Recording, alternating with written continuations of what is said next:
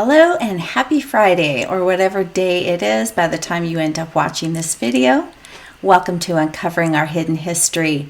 My name is Anna. I am a genealogist and a historical researcher, and we have a very interesting video today. As promised, I did a deep dive down into the Yoruba, the Igbo, and the Ashanti and Lemba people, and I have a lot to report on that. I think you're going to find it fascinating, and for some of you it may be a little shocking. So let's get to it.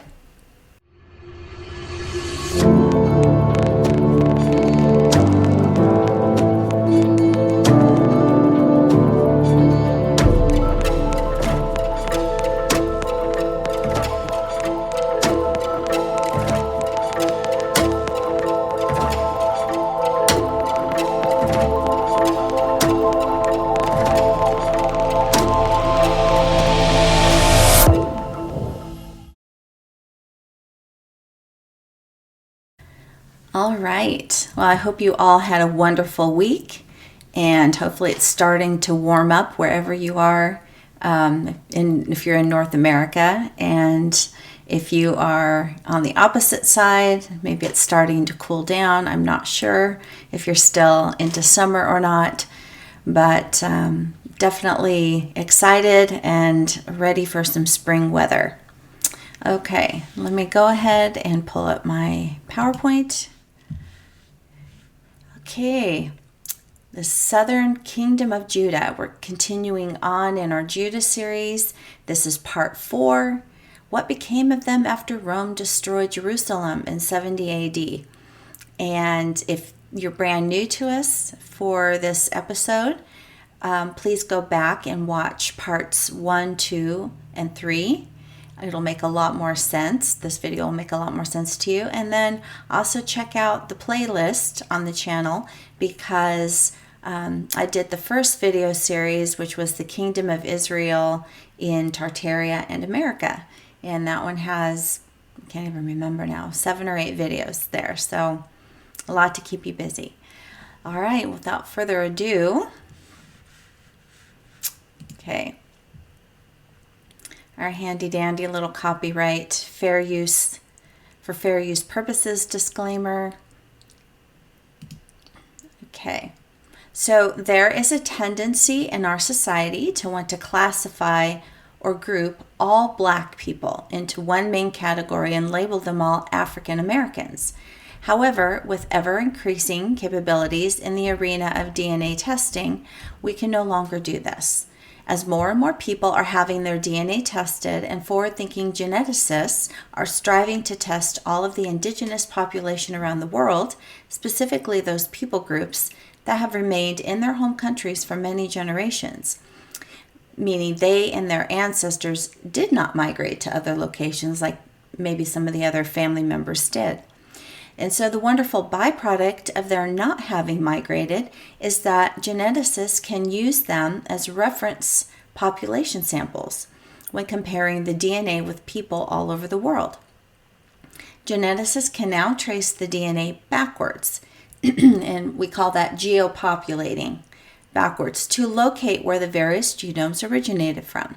And because of those reference populations tested, we are now better able to know where our DNA links to in those old countries. DNA evidence shows that Blacks have the largest and most diverse genetic makeup. Not all Black peoples come from the same locations or tribes, nor do all Black people share the same DNA.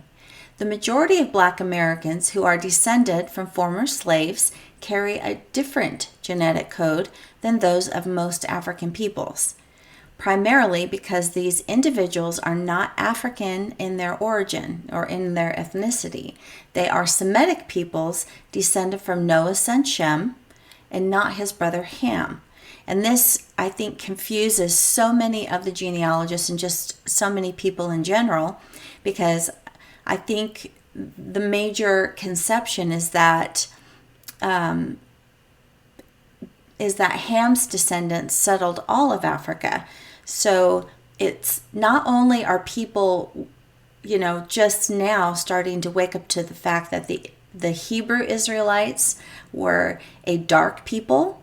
We learned last week they were described as being swarthy, which is dark, brownish black. They were described as being tawny, which is a tan color, and they were described as being ruddy, which is a reddish brown color. So people are just now starting to wake up to the fact that the Hebrew people are not white, and and more people are realizing that the people running Israel right now and living in the state of Israel are not genetically similar at all and not descended from the biblical Hebrews. But then added on top of that, what's confusing people is people don't expect to find the descendants of Shem in Africa, all right? They think that they're in the Middle East, and to some degree that's true, but as we've been finding out through parts 2 and 3, there are a large contingent of Hebrews in West and Southwest Africa, okay? So let's talk about the Ashanti people, okay? There seems to be some confusion as to who they are, especially because they nowadays or in more recent history, they tend to be a little bit more pagan, I think, in some of their practices. But you might be surprised to find out that they're actually in Scripture. Okay, but before we get there, let's look at this older map of Negro land and Guinea. And this is specifically a screenshot of the Guinea area. And you can see circled in red the Kingdom of Judah, or Widda, which we learned about last week, which is located on the Slave Coast. But then to the left of them is the Kingdom of Aslanti, which is the same thing as the Kingdom of Ashanti. Okay, so they're right next to each other. And then just for a little fun fact, if you look over to the right-hand corner of the screen, in just right above Benin, which is to the right of the Kingdom of Judah, I don't know if you can see what I have circled in red there, but I thought that was very interesting. It says right under Biafra, it says the deserts of Seth. So I think that's very, very interesting, which makes me wonder just how long have the Hebrew Israelites been in Africa, West Africa. Okay, so this tribe in West Africa, the Ashanti people, practiced Levitical customs, or they especially did at the time when a Dutch explorer who was sailing along the southwestern coast of Africa came across the Ashanti tribe and noticed their customs were different from the other African tribes that he had encountered. They circumcised their males as well as exhibited other Mosaic traditions. To the right is a drawing done by this Dutch explorer of the Ashanti chieftain he encountered. Can you detect what the chieftain is wearing around his neck? It is called an ephod, and it is a purely Hebrew custom. Only the high priest of the tribe of Levi would wear this.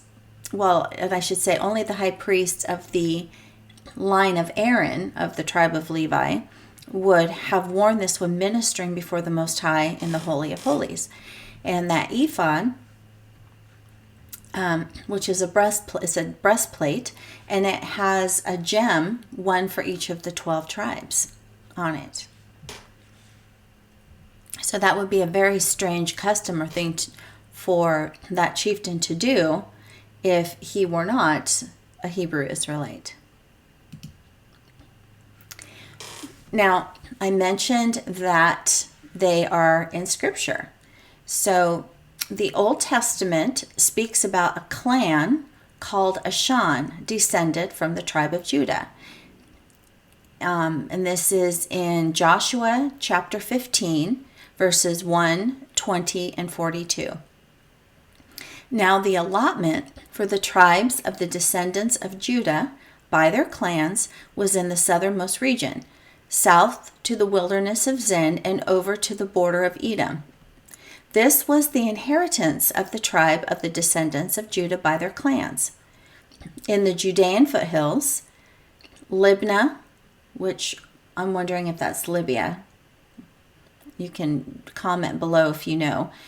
But in the Judean foothills was located Libnah, Ether, and Ashan.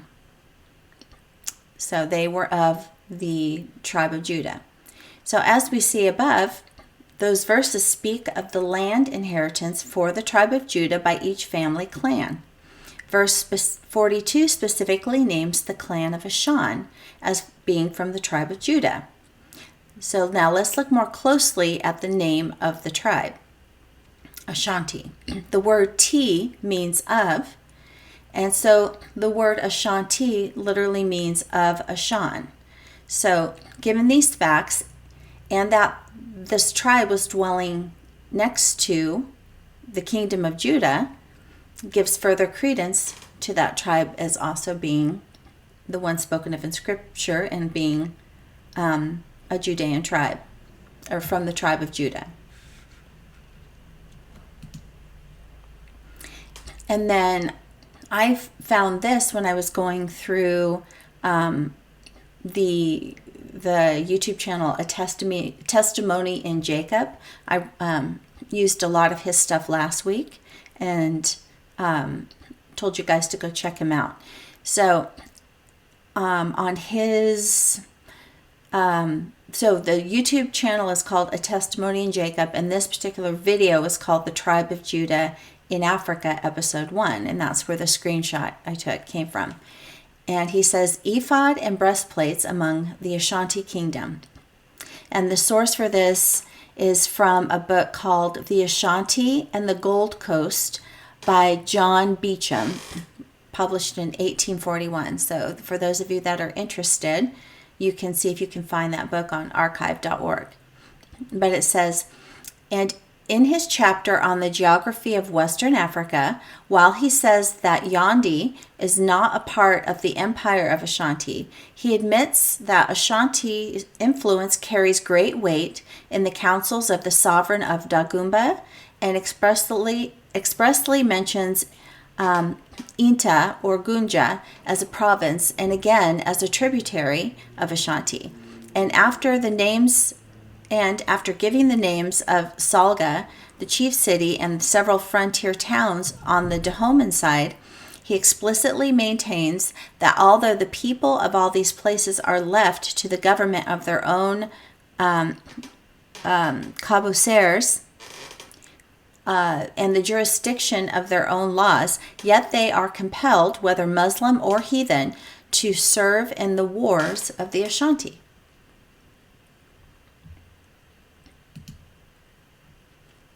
Okay, now we're going to talk about the Igbo people. Okay. A historical account from the 1700s describes the connection between West Africans and the Israelites. A black man from the Igbo tribe of Nigeria, named Oluda Equiano, had been kidnapped from Nigeria and enslaved in Barbados and then in the Virginia colony. He was able to purchase his freedom and later in his life became a writer and abolitionist. In his autobiography, he documented the horrors of slavery and wrote about the culture of his tribe in Nigeria, before and up to the time of the slave trade. He detailed how his tribe practiced the same customs of the Judeans in the Hebrew Torah. Mr. Equiano wrote, "We practiced circumcision like the Jews, and made offerings and feasts on that occasion in the same manner as they did. Such is the imperfect sketch my memory has furnished me with the manners and customs of a people among whom I drew my first breath. And here I cannot forbear suggesting what has long struck me very forcibly, namely, the strong analogy which, even by this sketch, imperfect as it is, appears to prevail in the manners and customs of my countrymen and those of the Jews before they reached the land of promise, and particularly the patriarchs while they were yet in that pastoral state which is described in Genesis.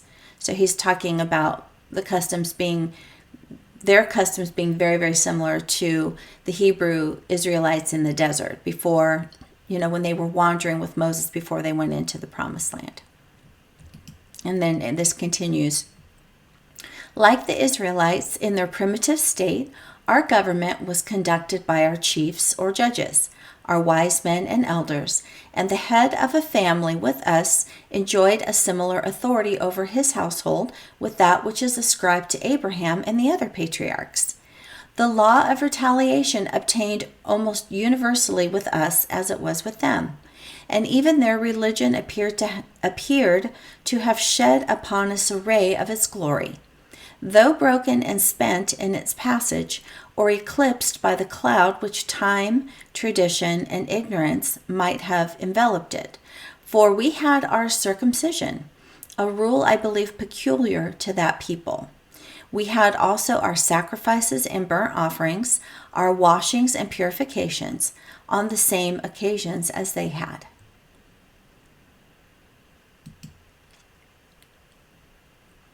Okay.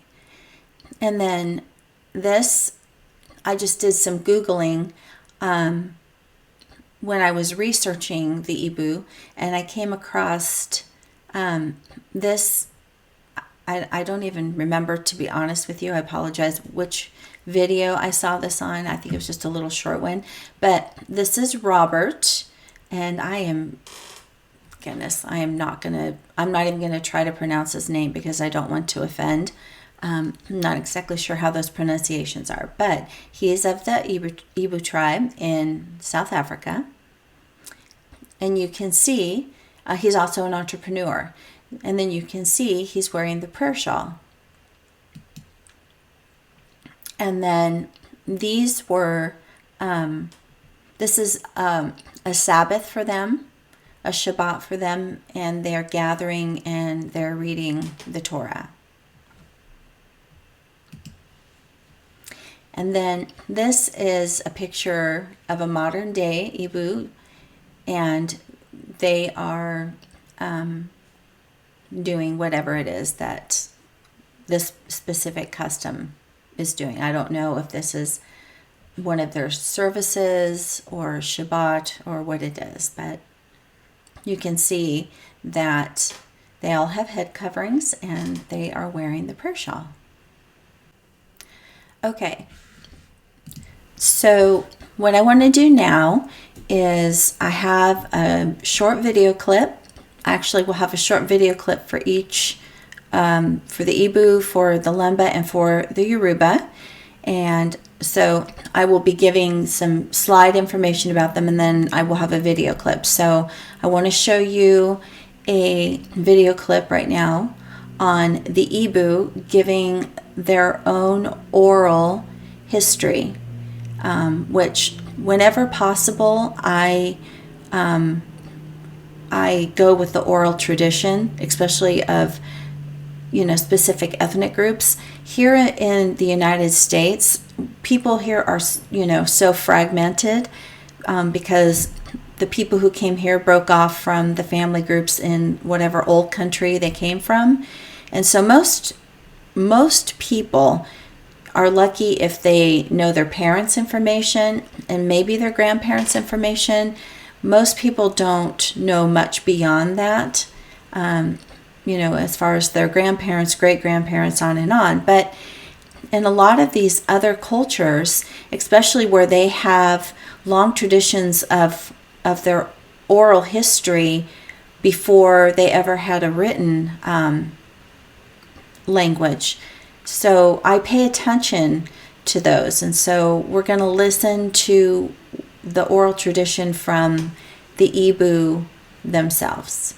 The Igbo land, where because of there have been those coming into Nigeria to interview the Igbo people, the so-called claims by others states that they may be part of.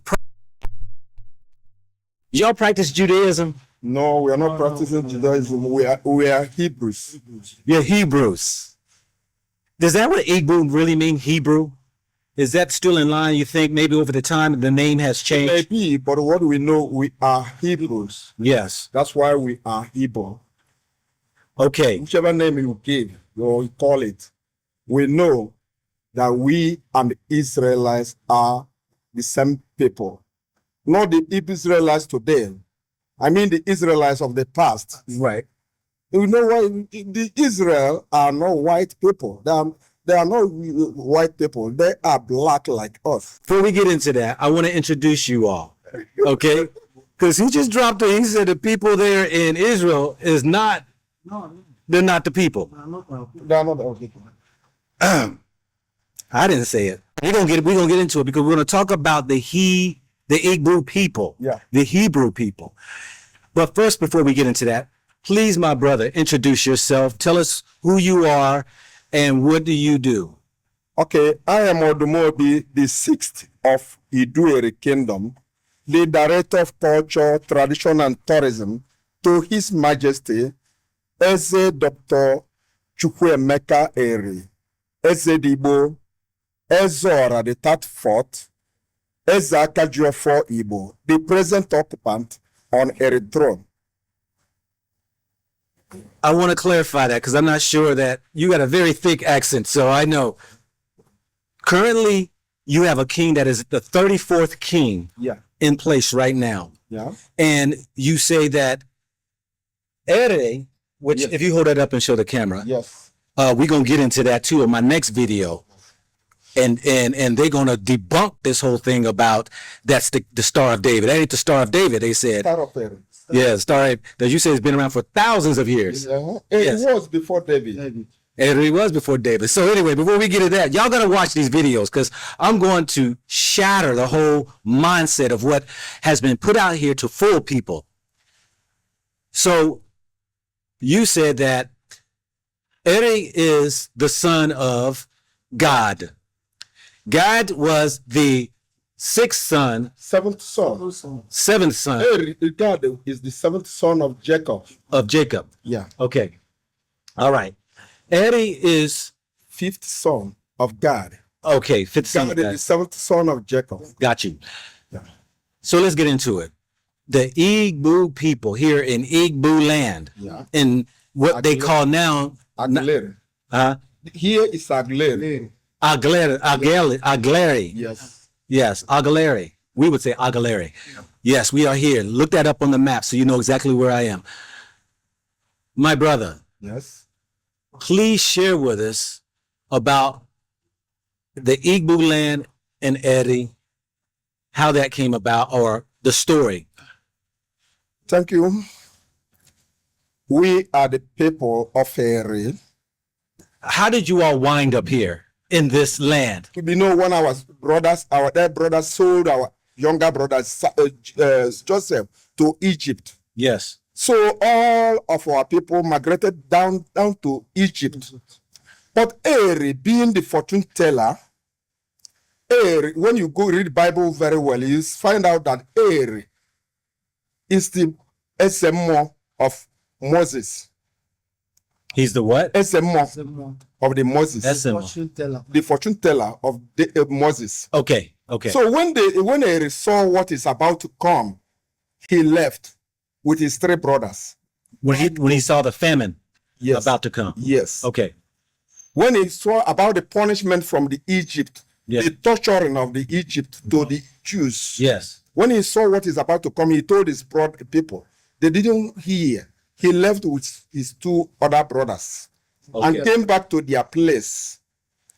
This is the original place where they were when Jacob has been living. That's why we say we are the same with the people of Israel.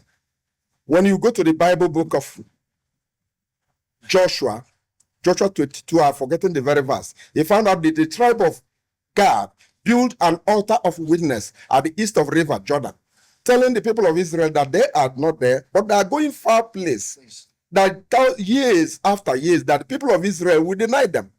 That place will become But that is still a witness today that we and the Israelites are of one person. Not the people there in Israel. Yes. They're not. Yes. When you go to Israel now, when you read the Bible now, you find out the altar for witness built by the tribe of Gad. Yes. When you read the Bible very well, when you find out that before they get to that place where Israel is dwelling today, the tribe of God has a place for them, their children and their people. They didn't get to the Israel with the people. They fight and get to the place. Now, that will take me to another place because we keep telling you why we say this is that when they wrote Bible, we are not there. But when you see that from Genesis to Malachi, it's our history and it's our tradition. I want to make sure that I understand you. Yeah. You said that place, Israel. When you say Israel, what area you're talking about? Where is this Israel? Israel is now where people are living now as Israel now. But the original Israel is here. I told you, go and do your research. Since the creation of the world, yes, this place you are living has never been destroyed. Right here in the Igbo land, right here. Yeah. It has never been destroyed. Okay. Do ever what test you find. You found out this place has never been destroyed. Everything you need to have in a land is here. It is only for you to develop it. Yes. We know. And that's what is the problem the Igbos have today. It is like almost everybody is pressing Igbo down because they know what they have. They know what they are doing. They know what is in them. They don't give them chance. Because you know if they give you a chance, they will maneuver you. Wow, was that not fascinating? And I know the gentleman has a really thick accent, but hopefully you caught what he was saying.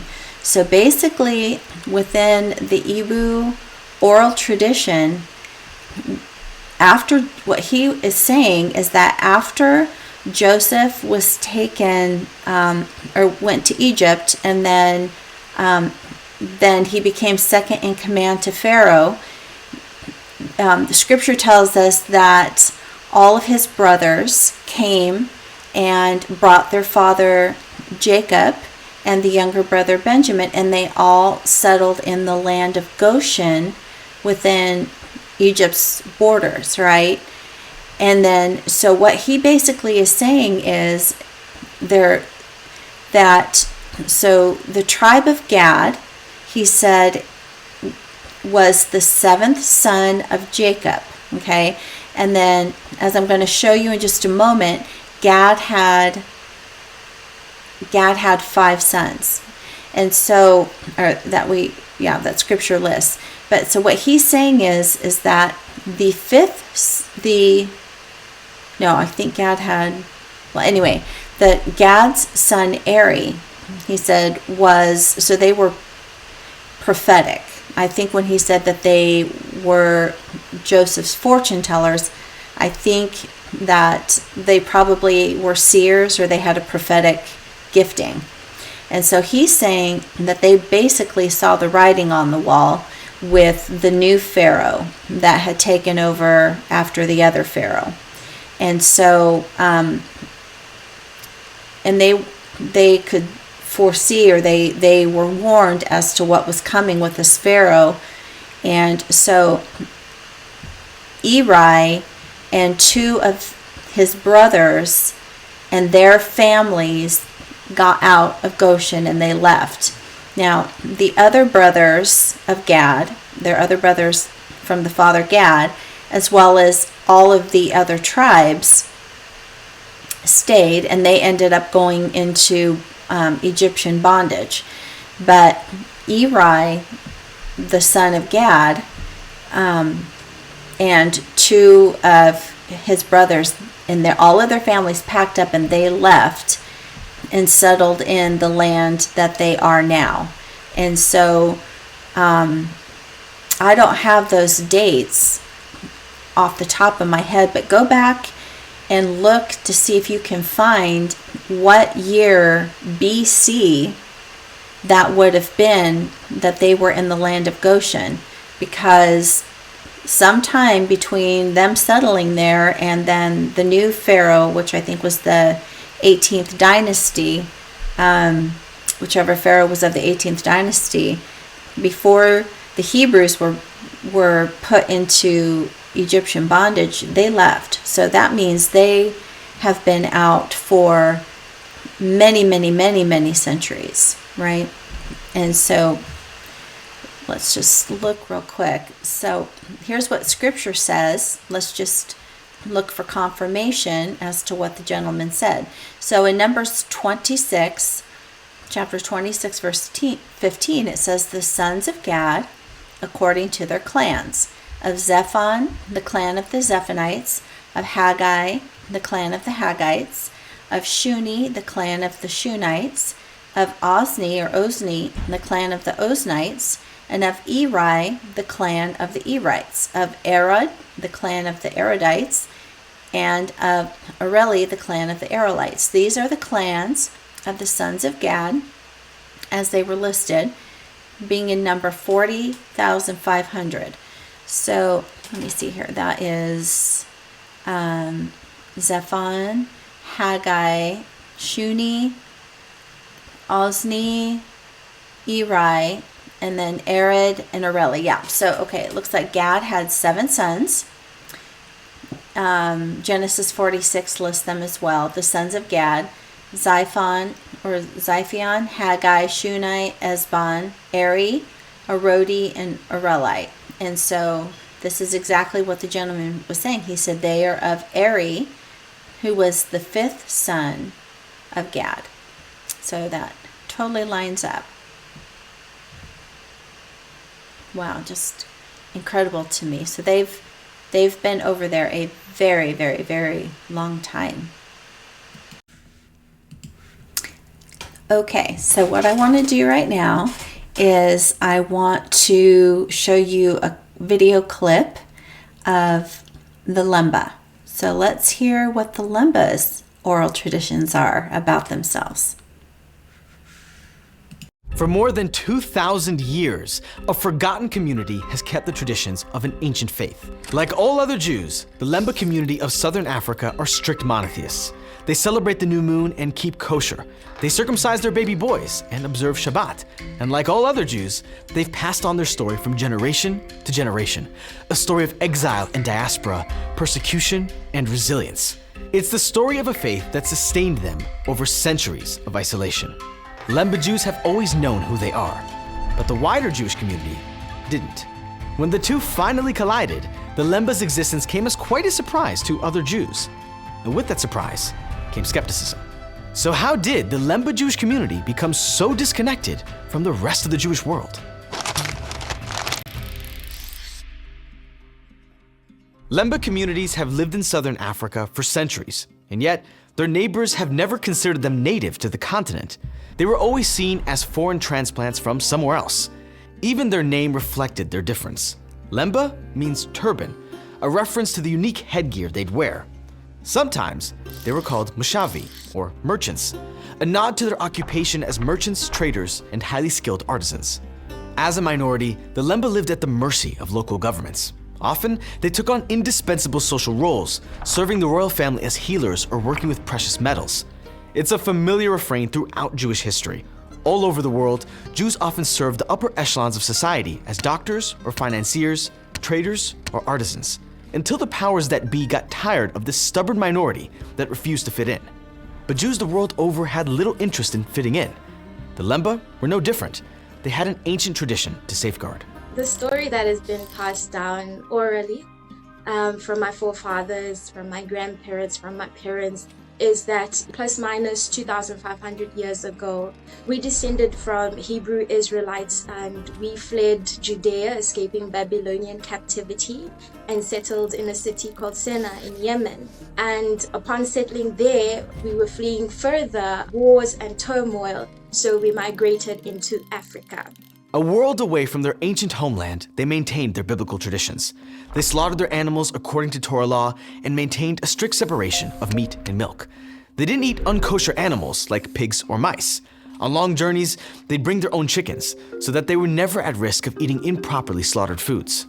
Some Lemba are so strict about kosher laws that they refuse to eat at their own relatives' houses. You still find people who, when they visit some of their relatives who are not Lemba because of intermarriages, they would carry their own utensils. They don't want to end up eating food which has been cooked in something which we used to cook. The food they are not allowed to eat. The adherence to Jewish customs doesn't end there. The Lemba use the lunisolar Jewish calendar, observing the new moon each month and welcoming the new year in autumn. They rest on Shabbat. They pray to one God.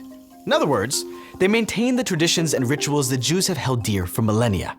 And just as these customs set Jews apart in Europe and North Africa and Southwest Asia, these customs set Lemba apart from neighboring communities. Local community people who were not Lemba people would want Lemba people to assimilate in their way of living. But Lemba people were never comfortable with that because then that would conflict with how we do things. Kashrut laws, no intermarriage between locals and Lemba Jew people. So there was always that struggle of maintaining that identity within a very hostile environment. And to a large extent, it succeeded. So if the Lemba have been practicing Judaism for thousands of years, why have they been so isolated from other Jews? Lemba activists told their story to anyone who would listen. And eventually, they caught the attention of researchers who suggested they use science to settle the matter once and for all. So the Lemba agreed to give DNA samples to be studied against other Jewish populations. And the researchers found something exciting. The Lemba weren't just descended from Jews. They had the distinct genetic marker found only in Kohanim, aka Jews from the priestly caste. It's so distinct that only a small subset of Jewish men carry it, including the Lemba. One of the clans of the Lemba, the Buba, was supposed to be the kind of priestly clan, and those from the Buba clan had the very signature that we found in priests worldwide, both in Ashkenazi and Sephardi. And this was a very exciting discovery. By now there was data that seemed to push things in a direction that was not at all inconsistent with the oral tradition of the Lemba. It was an incredible discovery, but one that raised more questions than answers. Because if the Lemba were descended from Jews, and not just Jews but Jewish priests, then why didn't they call themselves Kohanim, like all other Jewish priests? For that matter, why didn't Lemba Jews have Torah scrolls or speak the Hebrew language? Why did Lemba communities sacrifice a lamb on Passover instead of having a Seder? It all goes back to their isolation. Judaism is a highly communal religion. We need one another. And for thousands of years, the Lemba were cut off from other Jews. Despite their fierce refusal to assimilate, they took on some of the characteristics of their neighboring communities, just like other Jewish communities around the globe.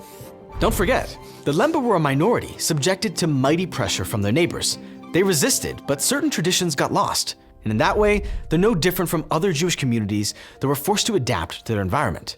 For thousands of years, they defied their isolation to maintain practices that other Jewish communities lost, like sacrificing a lamb on Passover. Their isolation became their strength. And even if certain traditions fell away, the Lemba themselves weren't lost. In fact, that narrative is deeply hurtful to many Lemba people. Honestly, it's a lack of knowledge as well, lack of not wanting to learn. I think because they don't want to take the time to fully understand our story, our plight, our history, I think it also makes it more difficult because our history is passed down orally. No Jewish community exists in a vacuum. We've all been shaped by outside forces, sometimes for the better, sometimes for the worse.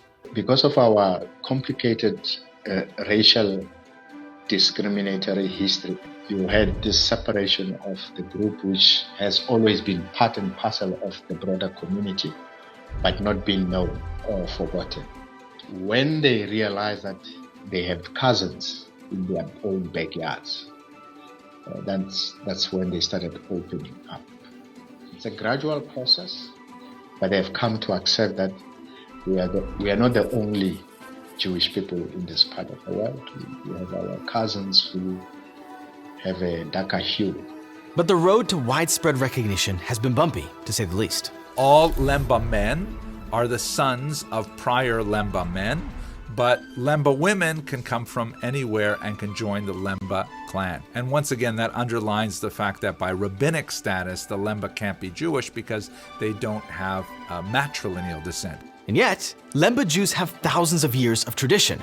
They have DNA evidence, and they required that non-Lemba women convert into the community. So why weren't those conversions considered valid? Why wasn't their DNA and their history enough?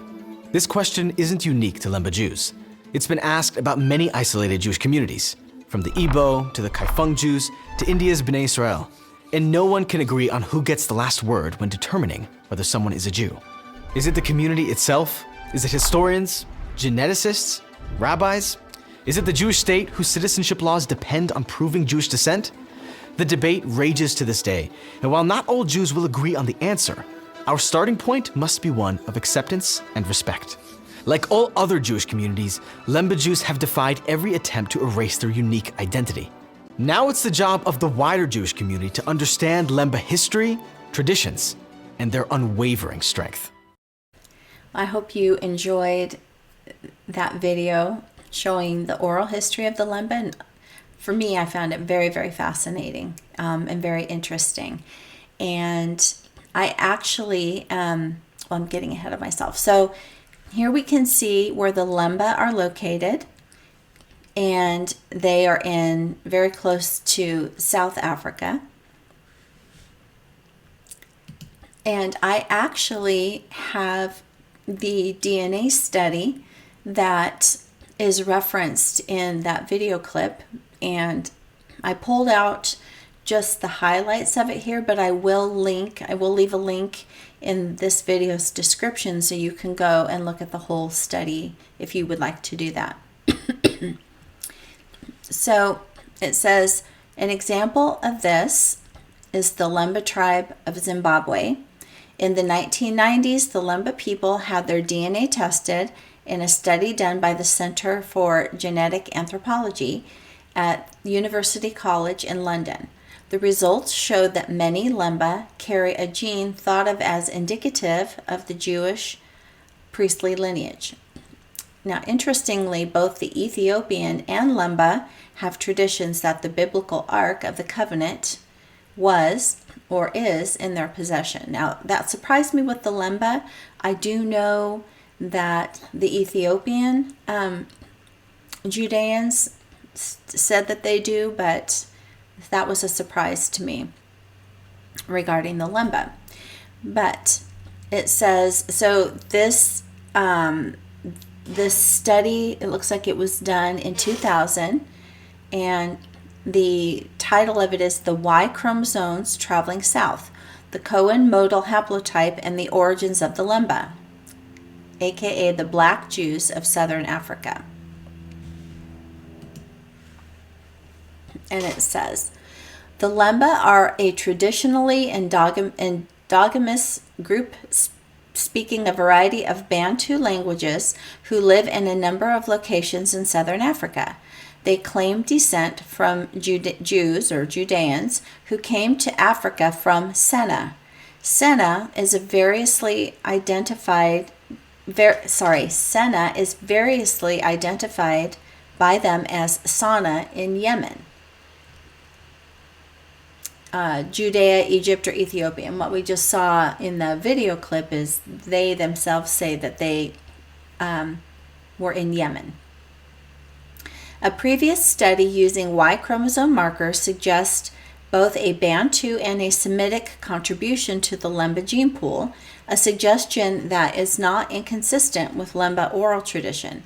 To provide a more detailed picture of the Lemba paternal genetic heritage, we analyzed, the geneticists doing the study are saying, we analyzed 399 Y chromosomes for 6 microsatellites and 6 biallelic markers in 6 populations of the Lemba, Bantu, Yemeni Hadramat, the Yemeni Senna, the Sephardic Judeans, and the Ashkenazi Jews. The high resolution afforded by the marker showed that Lemba Y chromosomes, so the Y DNA, are clearly divided into Semitic and Bantu clades. Interestingly, one of the Lemba clans carries at a very high frequency a particular Y chromosome type termed the Cohen modal haplotype, which is known to be characteristic of the paternally inherited Jewish priesthood and is thought, more generally, to be a potential signature haplotype of Judaic origin or Hebrew origin. And then it just goes through the Bantu Y chromosome samples, and I have a theory about that, which I'll wait to the end.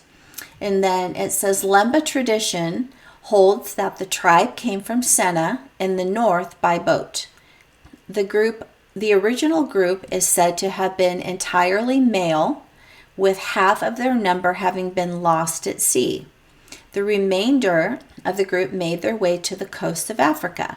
Once there, they rebuilt their city of Senna, later leaving it to build a second city of the same name. Senna is variously identified by the Lemba as Sana in Yemen, Judea, Egypt, and Ethiopia. So it sounds like maybe as they moved along, maybe they kept naming the places they were at Senna, so they're Ursana, which means there would be more than one.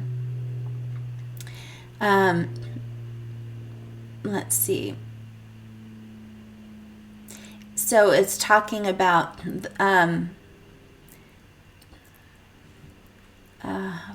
trying to figure out what's important here and what's not.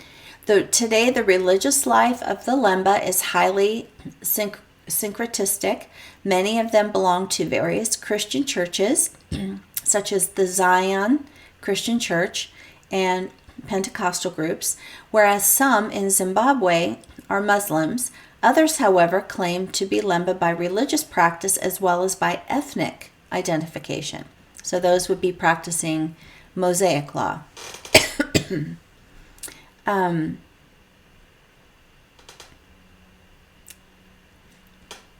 says the religious practices of these Lemba do not have much in common with Judaism as it is practiced elsewhere. And I'm going to say that that's because the version of Judaism that we have mostly seen with the Ashkenazi Jews in the state of Israel and then also throughout the world, they converted. Remember, we learned about this in the first series when we were going over the Israelites. The Ashkenazi Jews and the Khazar Jews converted to Judaism, right? They're not ethnically Hebrew. And so, because many of them came from Eastern Europe, they have their own spin on Hebraic traditions. So just like the clip that was that we just watched on the Lemba, for example, the Lemba, actually being ethnic Hebrews, are practicing the more pure form of the Mosaic law. So, for example, they talked about how they sacrifice the lamb on Passover, right? And I believe the Ashkenazi Jews sacrifice they did sacrifice a red heifer, right? So, and then there's other distinctions as well. So that's why they're saying that these Lemba don't practice, or their customs and practices don't have much in common with Judaism as it's practiced elsewhere, and that's because it's a more older form. So there are thought to be 50,000 Lemba spread over South Africa and Zimbabwe, with some closely connected groups. Sorry, I cannot talk today. With some closely connected groups in Malawi. At some time in the past, they became scattered among the more powerful neighboring tribes where they served particularly as medicine men or healers, right? Iron and copper workers, traders, and officials with ritual responsibilities, and they traded throughout southern Africa. Okay, so far this is lining up with the video that we just watched. So now pay particular attention here to what I have underlined, the parts I have underlined. So going back to those haplogroups, it says the distribution of haplotypes identified was considered to be consistent with Lemba oral tradition. So it's saying it backs up their oral tradition, but it could not distinguish a Jewish or a Judean from a more general Semitic contribution to the Lemba gene pool. So then it goes through the markers that they used on the chromosomes to study. And it says the 12 polymorphisms listed above were characterized in the multiple Judean or Jewish populations and identified a single haplotype, which is that priestly gene. Now, I don't know why they keep calling it the Cohen modal haplotype, because Cohen is an Ashkenazi Jewish surname, and we know that they aren't ethnically the people, so I'm not quite sure why they keep using this, unless it's just to kind of keep up the farce, because the Ashkenazi Jews, or the Zionists, have put forth, the Zionists, remember, it's not necessarily just the Ashkenazi themselves, but the Zionists who wanted that land put forth the story or the narrative that they were one of the tribes from Judah that were dispersed into Eastern Europe, right? So anyway, I'm not going to call it that. I'm just going to say the priestly gene. So they identified a single haplotype, which is the priestly gene, and that is dominant in the Judean priesthood, and that may be more generally characteristic of Hebraic ancestry. Okay, so not Jewish ancestry, Hebrew ancestry. So it says, although the frequency is moderate in lay Jews, so I'm not sure what a lay Jew is, but the priestly gene is absent or at a low frequency in the Yakut, the Mongolians, the Nepalese, the people from Nepal, Armenians, Greeks, and Cypriots. And interestingly, it's also either absent or very low frequency in Palestinian Arabs. Okay, and that's because although they descend from Abraham, they don't descend from Shem. So they're not Semitic.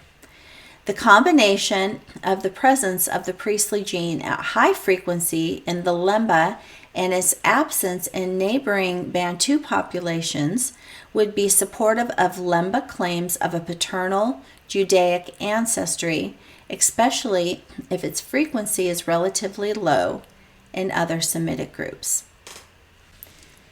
So basically, what they're saying from all that we just read is the original Lemba who left Israel, they were only males. Okay, so they would have only been males from the kingdom of Judah.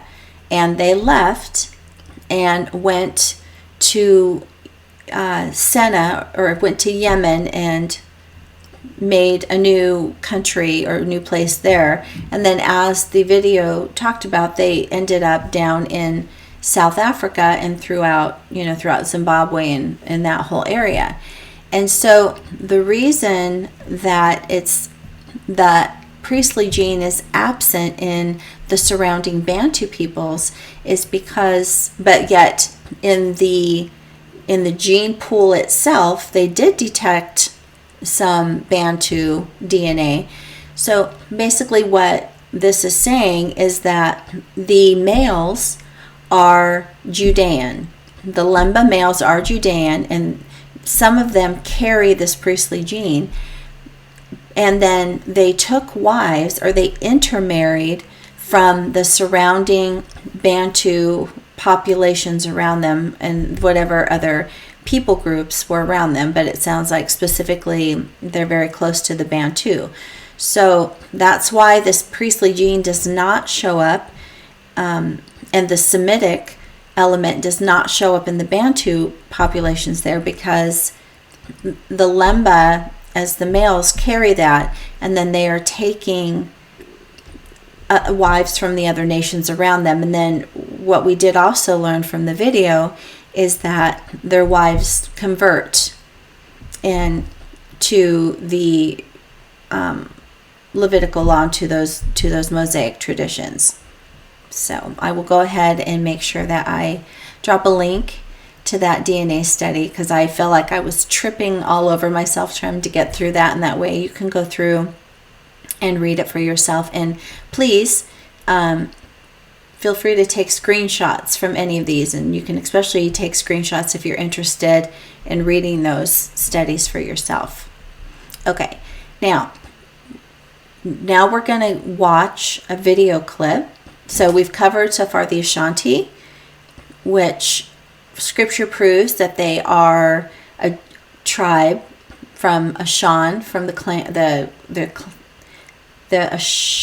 Ashan clan from the tribe of Judah. Okay, and so we covered them, and then we've covered the Igbo, and we've covered the Lemba, so that leaves the Yoruba. So again, oral tradition is very important, and so we're going to see and hear what the Yoruba people, what their oral tradition is about themselves. The most popular ethnic groups in all of Africa. They're said to constitute about 44 million people, which makes them one of the largest ethnic groups in Africa. They're primarily located in southwestern Nigeria and parts of Benin. The legendary Yoruba city, Ele-Ife, is regarded by an overwhelming majority to be the source and the heart of the Yoruba nation. This fact, coupled with its impressive culture as demonstrated by its famous brass, stone, and clay sculptures, placed it in a position of preeminence among the Yoruba peoples. The belief that Oduduwa or Odua was the first king at Ele-Ife, and that he was the father of the founding princes of other Yoruba kingdoms, has inspired the description of the Yoruba as the Omo Odua, or offspring of Odua. This would partially explain why Yoruba history, culture, and religion have centered on Ele-Ife. The origins of the Yoruba people are shrouded in mystery. However, 3 clear narratives are discernible from several versions. The first is from the Yoruba oral tradition and creation myth. The god Olorun, or sky god, let down a chain at Ele-Ife by which Oduduwa, the progenitor of the Yoruba people, and indeed of all men, descended, carrying a rooster, some earth, and a palm kernel. Oduduwa threw the earth into the waters, and the rooster scratched it to become land, out of which grew the palm tree with 16 branches, representing the 16 original kingdoms. Keep in mind that there are several versions of this myth. Also, every Yoruba town, lineage, and deity has its own myth of origin. Yet in all of them, Ele-Ife is regarded as the spiritual center. The second narrative of origin has it that the Yoruba are descended from the offspring of Lamurudu, or Nimrod of the biblical and Near Eastern legend, who had been banished and finally settled in present-day Yoruba land. Thus, some trace the origins of the Yoruba all the way back to ancient Mesopotamia, Uruk, or Babylon. A final narrative of origin has the Yoruba present in their modern homeland from as early as 10,000 BC. According to Robert Smith in his work Kingdoms of the Yoruba, archaeological digs have confirmed the existence of a human population in the Adenware area of Yoruba land since prehistoric times. The Yoruba are deeply religious people. Their pantheon of deities called the Orishas are rivaled only by Nile Valley civilization. The Yoruba religion is centered around an all-powerful creator god, which predates Christianity, the religion of many Yorubas today. They believe in the existence of a universal god called Olodumare or Olorun. It is through him that life is possible. In addition to Olodumare, there are other gods known as the Orisha, some of the most popular of these deities being Shango and Oshun. Shango is the god of thunder and lightning and the greatest Yoruba warrior. His weapon of choice is the double axe. Oshun, one of the wives of Shango, was the deity of the river, pleasure, sexuality, fertility, beauty, and love. Oshun is of great popularity and significance among Afro-descendant women across the world. Even Beyonce portrayed Oshun in her music video, Hold Up. In that video, she wears a flowing yellow dress, emerging behind two large golden doors amid a wave of fresh flowing water. Today, half of the Yoruba population practices their traditional religion, while the others practice either Christianity or Islam. One of the historical figures in Yoruba history was a female heroine called Moremi.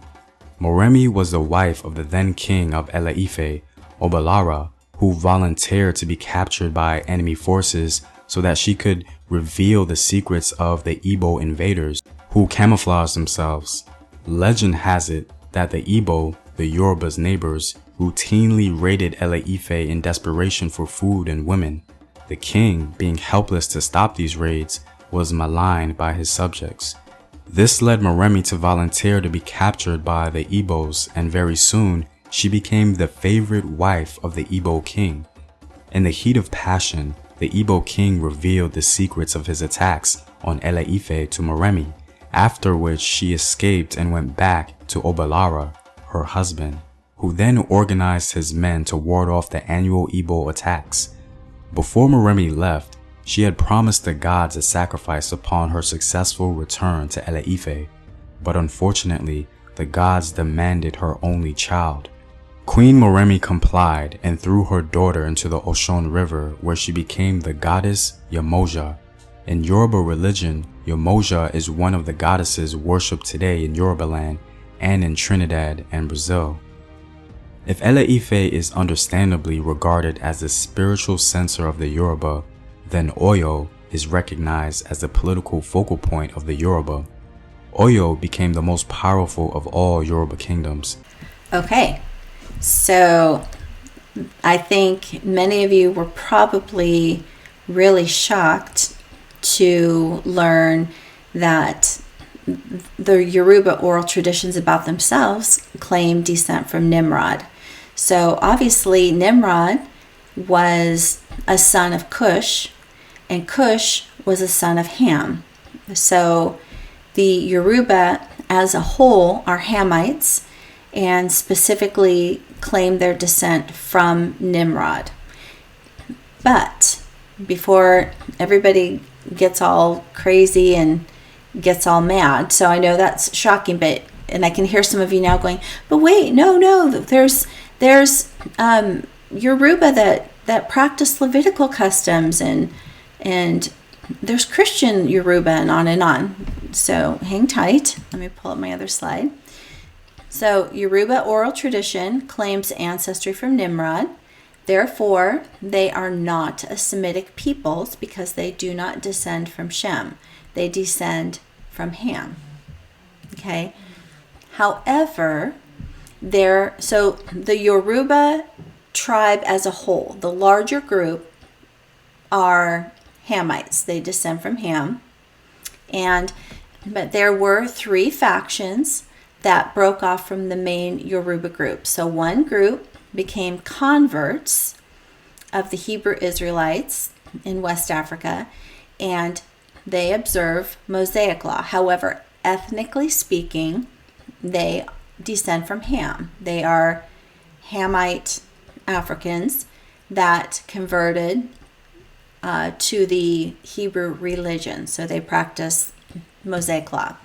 Then there was another group of ethnic Yoruba, Hamite Yoruba, that converted to Christianity through Christian missionaries. And so they observe their religion is Christian practices and doctrine. Okay. And then there was a third group that became converts of the Muslims. And these would be probably more, live more closely near the Berbers of North Africa, because that's where there is more of a larger Muslim population. But I think there's probably other pockets of that throughout Africa as well. And so that third group were converted by the Muslims, and they observed the Muslim traditions and practices. So all three of those factions are still ethnically descendants of Ham, specifically his grandson Nimrod, and then they practice one of those three religions. Okay, so that's where some of that confusion is coming in as well. So we always need to go back whenever possible and listen to the oral traditions of the people group themselves, because remember, the oral traditions predate the written languages. And this is why, like when we were covering in the Kingdom of Israel, and we were talking or listening to Tobit, Tobit was, I am the son of so-and-so, who was the son of so-and-so, who was the son of so-and-so, and the son of so-and-so. And then it gets all the way back until he gets to the son of, I think he was from the tribe of Naphtali, son of Jacob. And this is how each one keeps their oral traditions alive and can prove their ancestry. Okay. So friends, that's all I have for you today. I hope that that you found that very interesting. I know some of you are a little shocked and maybe unhappy, especially regarding the Yoruba.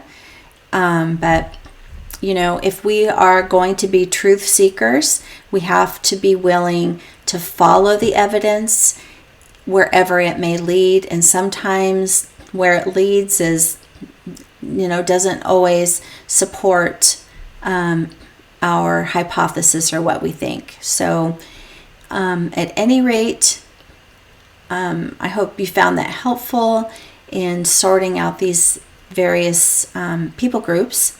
And then next week, I don't know, don't hold me to it, but I think we're going to jump in and we're going to learn more about the Sephardic Hebrews and the Portuguese Hebrews.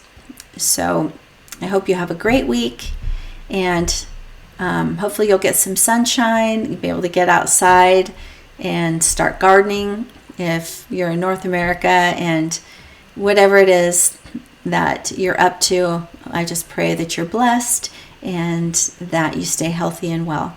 Take care. Bye-bye.